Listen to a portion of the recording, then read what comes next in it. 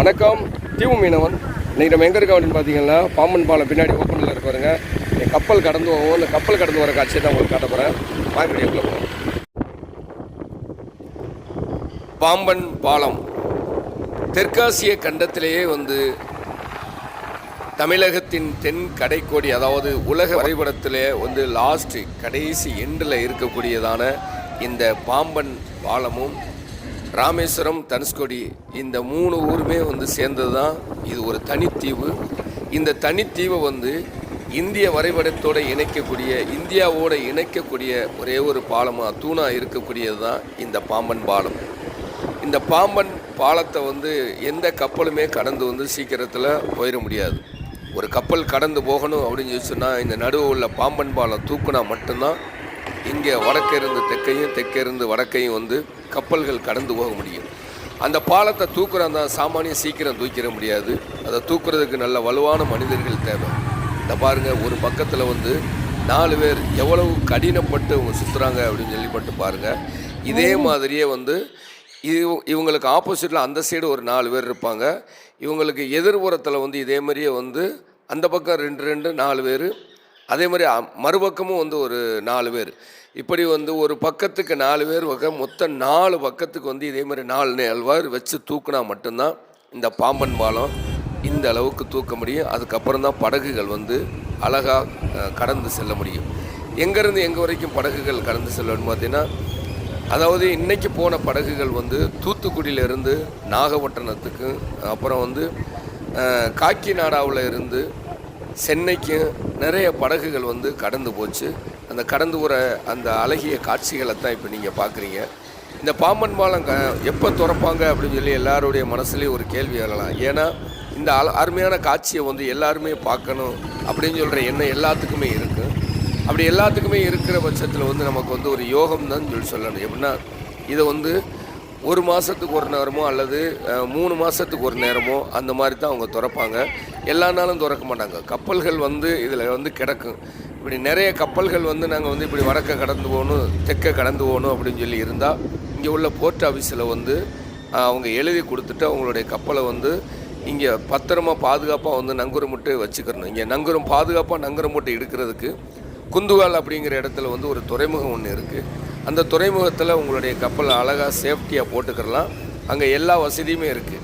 நீங்கள் அந்த ஓரத்தில் நிப்பாட்டி உங்களுக்கு தேவையான பொருட்கள் எதுவும் வாங்கணும் அப்படின்னு சொன்னால் நீங்கள் கரையை இறங்கி பஸ்ஸில் இறங்கிக்கலாம். இப்போ நீங்கள் போகிற அந்த படகை பார்க்குறீங்களா, எப்படி ஓரத்தில் போகுது அப்படின்னு பார்த்தீங்களா? இந்த மாதிரி போகவே கூடாது எப்போவுமே.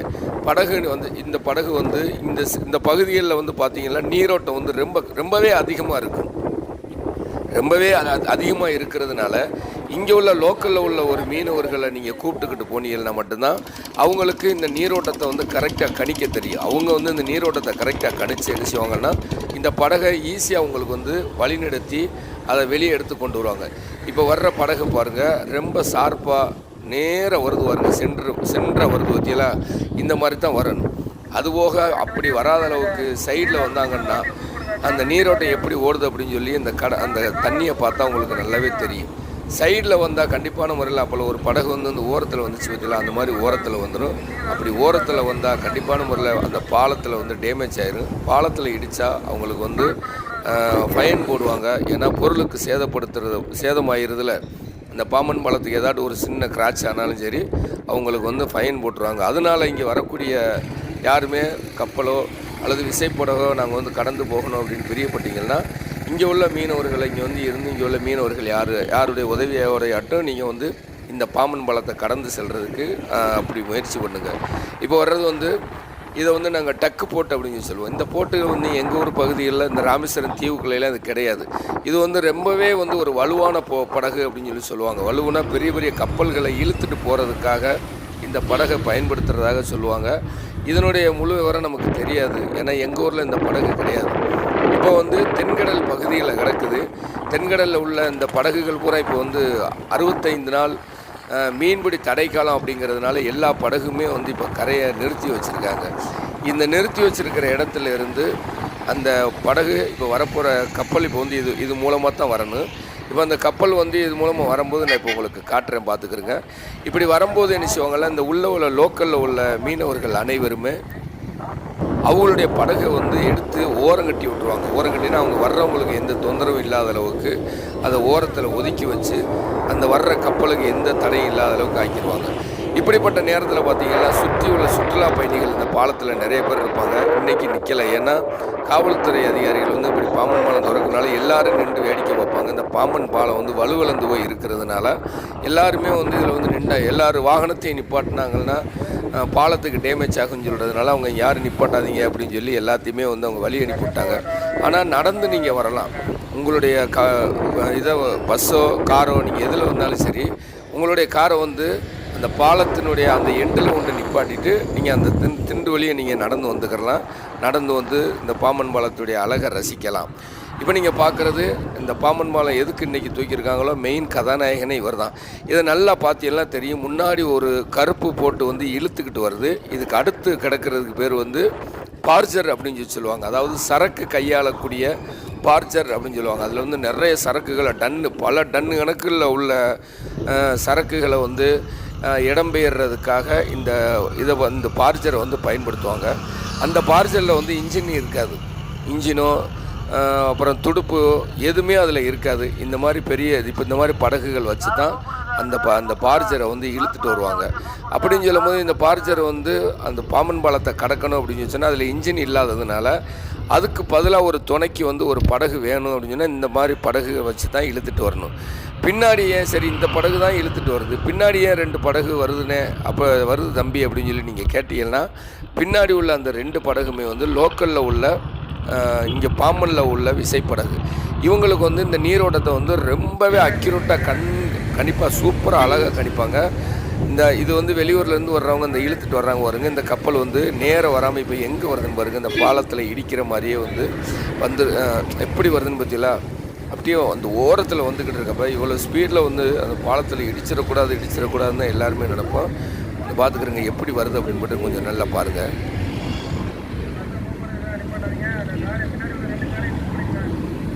இந்த மாதிரி இந்த படகு வந்து இப்போ வந்து நல்ல ஓரத்தில் வந்துட்டு அப்படி ஓரத்தில் வரும்போது லோக்கலில் உள்ள படகு என்ன செய்கிறாங்க வருங்க, அந்த அப்படி லெஃப்ட் சைடு அப்படி இந்த தள்ளிட்டு போகிறாங்க பார்த்தீங்களா படகை, அங்கிட்டு இழுத்துட்டு போகிறாங்கல்ல. அப்படி இழுத்துட்டு போகும்போது என்ன செஞ்சோம்னா இந்த படகு வந்து அந்த சைடு ஃபுல்லாக ஸ்பீடாக அம்மிக்கு தள்ளிட்டாங்க வருங்க. அம்மிக்கு தள்ளிட்டு இந்த பக்கத்தில் போயிடக்கூடாது, நம்ம படகுக்கு எந்த சேதம் ஆனாலும் பரவாயில்ல அப்படின்னு சொல்லி நம்மளை நம்பி வந்த படகை நம்ம நல்லா கரை சேர்க்கணும்னு சொல்லி எப்படி ஒன்றா ஏற்றிட்டு அந்த பக்கத்தில் லெஃப்ட் சைடு இழுத்து கொண்டு வராங்க பார்த்தீங்களா. அப்படி லெஃப்ட் சைடு ஃபுல்லாக இழுத்துட்டு போனதுனால தான் இந்த படகு வந்து அதில் சேதம் இல்லாமல் நல்லபடியாக இந்த பாலத்தை கடந்து போயிட்டு, இந்த மாதிரி பாலத்தை கடந்து அது இவ்வளோ தூரம் போனாலும் இன்னும் கொஞ்சம் தூரம் இருக்குது. அந்த கொஞ்சம் தூரத்துலேயே வந்து தாவு கடல், அதாவது பாவம்னு சொல்லி சொல்லுவோம். 4 பாவத்தில் இருந்து 7 பாவம் வரைக்கும் கொஞ்சம் தாவு வந்துடும். அப்படி தாவு வரும்போது அவங்க வந்து ஃப்ரீயாக எங்கிட்டனாலும் போய்க்கலாம். அந்த படகு வலது பக்கமோ இடது பக்கமோ எங்கிட்ட ஆடினாலும் எந்த பிரச்சனையுமே இருக்காது.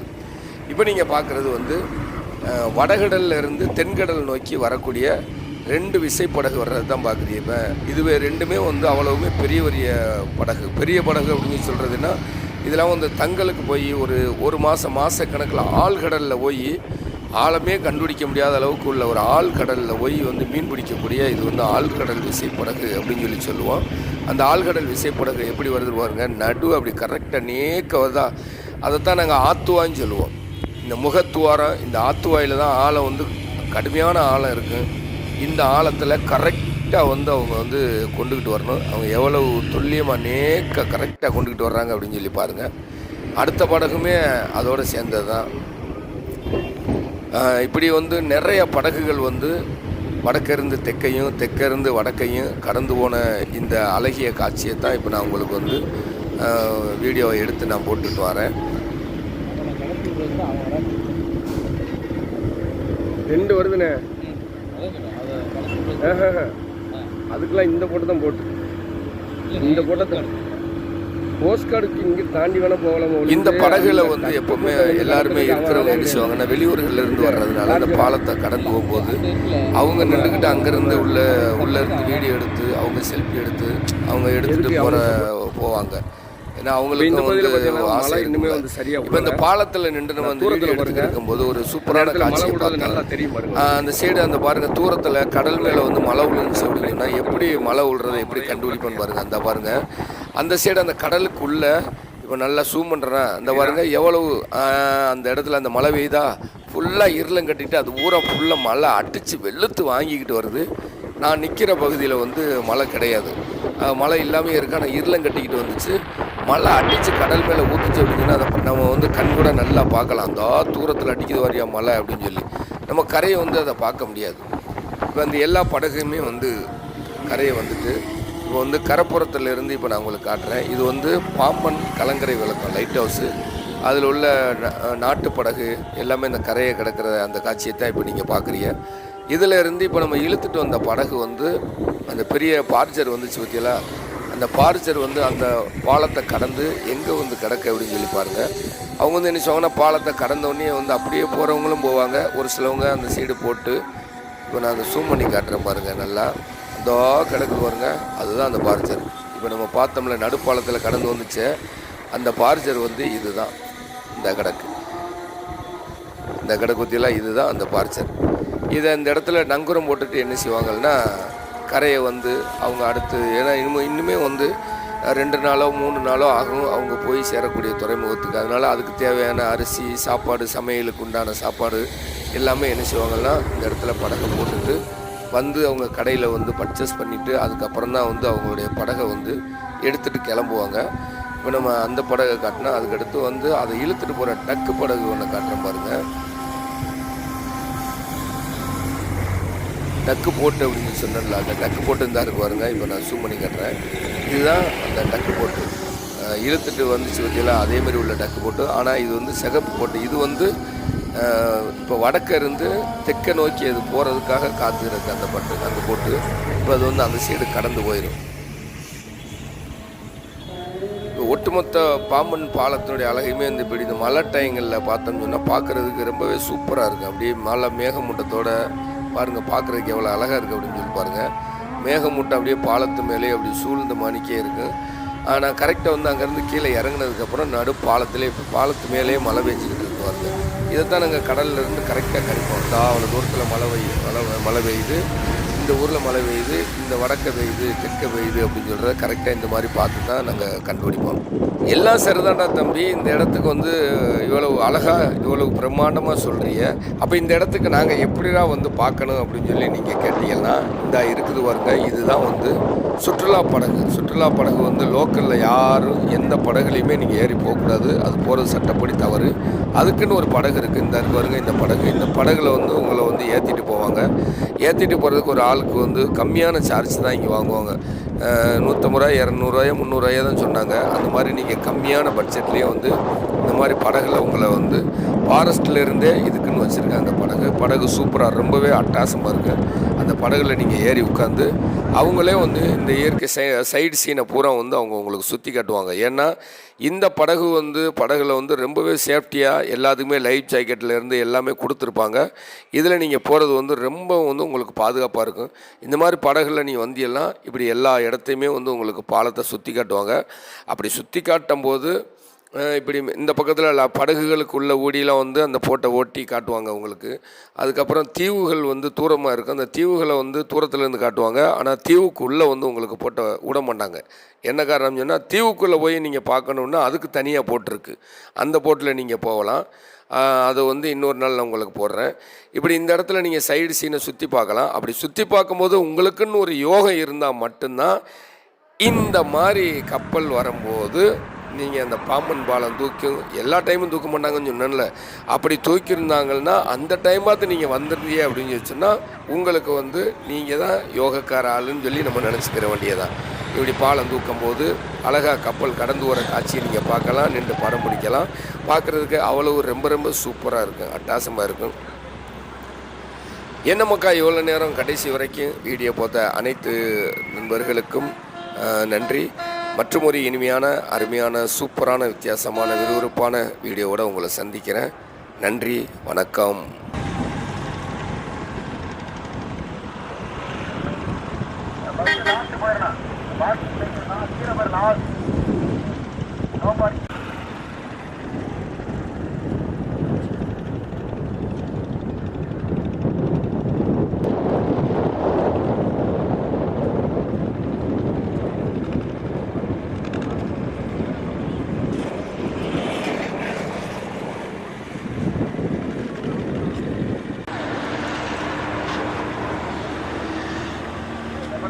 காரை மூவ் பண்ணுங்க சார். காரை மூவ் பண்ணுங்க. டெம்போ டிராவலர் மட்டும் காரை மூவ் பண்ணுங்க. டெம்போ டிராவலர் காரை எல்லாம் மூவ் பண்ணுங்க. கார் கூட வந்து